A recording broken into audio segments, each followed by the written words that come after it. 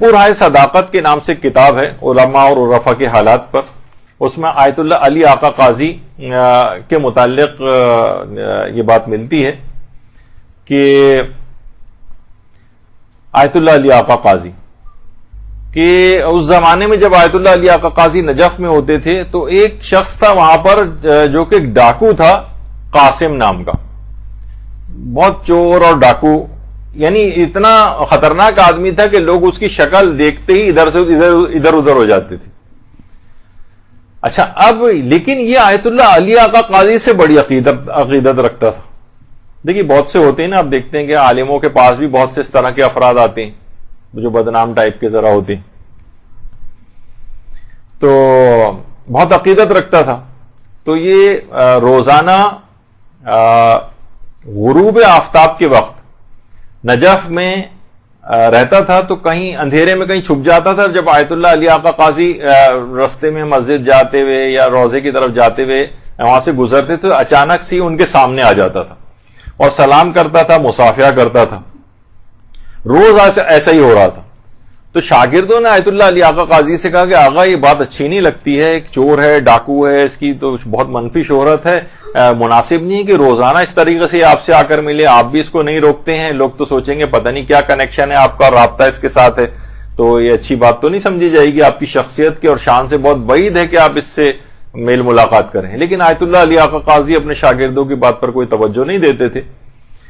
تو اسی طرح کئی ماہ گزر گئے, یہ آتا تھا اور ایک دم سے کہیں سے بھی نکل کے آتا تھا, مصافحہ کرتا تھا, سلام کرتا تھا اور چلا جاتا تھا.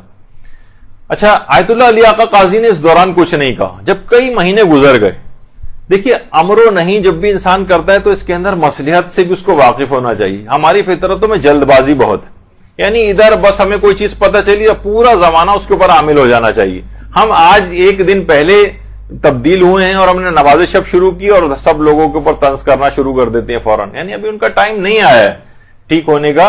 تو تھوڑا وقت انسان امر و نہیں کے لیے بھی کچھ وقت درکار ہوتا ہے. تو کافی مہینوں کے بعد ایک دن انہوں نے پکڑ لیا آیت اللہ علی آقا قاضی نے قاسم کو اور کہا کہ دیکھو اگر میں ایک کام کہوں تو تم انجام دو گے, اور دیکھو کام اتنا آسان ہے, کوئی مشکل کام نہیں, نہ مال خرچ ہوگا نہ کوئی خاص وقت خرچ ہوگا. کہا کہ فرمائیے آپ. کہا کہ نہیں, پہلے تم وعدہ کرو کہ اس کو انجام ضرور دو گے. علی آقا قاضی نے کہا. تو اس نے کہا کہ ٹھیک ہے, کافی حیل و حجت کے بعد بہرحال وعدہ کر لیا اس نے.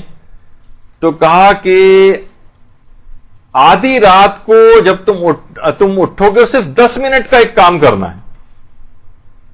اس نے کہا کیا کام کرنا ہے؟ کہا نماز شب پڑھنا ہے, نماز شب. اچھا اب اس کے تو آنکھوں کے آگے اندھیرا چھا گیا. نماز شب, کہا کہ آقا میں تو نماز پنجگانہ تک نہیں پڑھتا, میں اٹھ کے نماز شب پڑھوں گا, اور ہم تو پوری رات عیش و عشرت کے اندر گزارتے ہیں, اب دوستوں کے ساتھ ہلا گلا کرتے ہیں, صبح کے وقت کے قریب تم پڑھ کر سو جاتے ہیں, نماز کیسے پڑھوں گا میں؟ کہا کہ نہیں, تم وعدہ کر لو, تم کیسے اٹھو گے اس کی فکر نہ کرو, میں تمہیں خود اٹھاؤں گا, تم فقط نیت اور ارادہ کر لو, میں تمہیں خود بیدار کروں گا. اچھا اب اس نے وعدہ کر لیا. اس کے بعد آیت اللہ علی آقا قاضی کے ایک شاگرد سے باقاعدہ نماز شب کا طریقہ سیکھا اور اس کے بعد اپنے گھر گیا. اچھا اب جب گھر گیا تو رات کو سونے لگا تو اس کو یاد آیا کہ مجھے تو علی آقا قاضی سے میں نے وعدہ کیا ہے, لیکن میں تو اب سونے جا رہا ہوں, پتہ نہیں میری آنکھ کھلے نہیں کھلے. اس زمانے میں تو ایسے کوئی الارم سسٹم وغیرہ بھی نہیں ہوتا تھا. بہرحال اس نے ارادہ کر لیا کہ میں اٹھ جاؤں گا. اچانک نماز شب کا جو وقت تھا اس پہ خود بخود اس کی آنکھ کھل گئی, ایسا لگا جیسے کسی نے باقاعدہ آواز دے کے اس کو جگایا ہو. اچھا اس کے بعد بہرحال اس نے وعدہ تو کر لیا تھا کہ اگلے دن پوچھیں گے آ کر. اب اس کی جس وقت بالکل اندھیری رات تھی, 14ویں کا چاند جو ہے وہ چمک رہا تھا, اور جب یہ اپنے حوض میں وضو کے لیے آیا تو اس حوض کے اندر, اس پانی کے اندر اس کو اپنا عکس نظر آیا.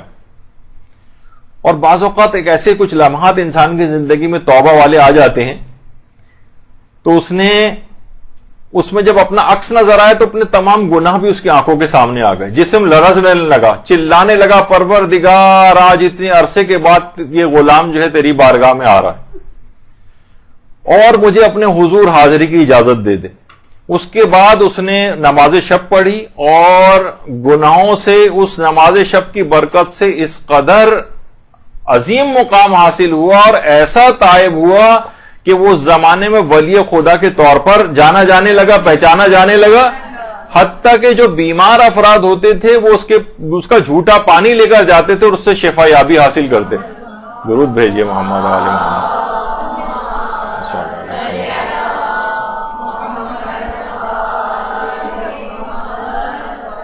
نماز شب نے اس قدر اس شخص سے، جب بھی آیت اللہ علی آقا قاضی فرماتے تھے کہ اگر کوئی شخص دنیا چاہتا ہے تو بھی نماز شب پڑھے اور آخرت چاہتا ہے تو بھی نماز شب پڑھے، دنیا اور آخرت کی ہر خیر جمع ہے۔ اور یہ اتنی پاورفل نماز ہے کہ گناہوں کے ساتھ کوئی چور، ڈاکو، ڈکیت، قاتل کوئی ہو اس سے بھی گناہ چھڑوا دیتی، چاہے جائے گا کہ جو ان گناہوں کا شکار نہ ہو۔ تو یہ رمضان خاص طور پر اس میں اپنے آپ کو خاص طور پر ان تمام چیزوں کا اپنے لحاظ سے آپ عادی بنا لیں، اور آپ دیکھیں چاہے لوگ کہتے ہیں نا کہ بھئی ابھی تو ہم خود ہی گناہوں کے اندر گرفتار ہیں، ابھی ہم کیسے یہ سب چیزیں چھوٹیں گی، اور نماز شب کیا کرنی، نماز شب کے اندر اتنی زیادہ پاور ہے کہ خود گناہ چھوڑوا دے گی۔ بس اس کی آپ 10 منٹ کی روزانہ اس کو پابندی کر کے دیکھیں، پھر آپ نتیجہ اللہ کے اوپر چھوڑیں اور دیکھیں گے نماز شب کتنی پاورفل چیز ہے۔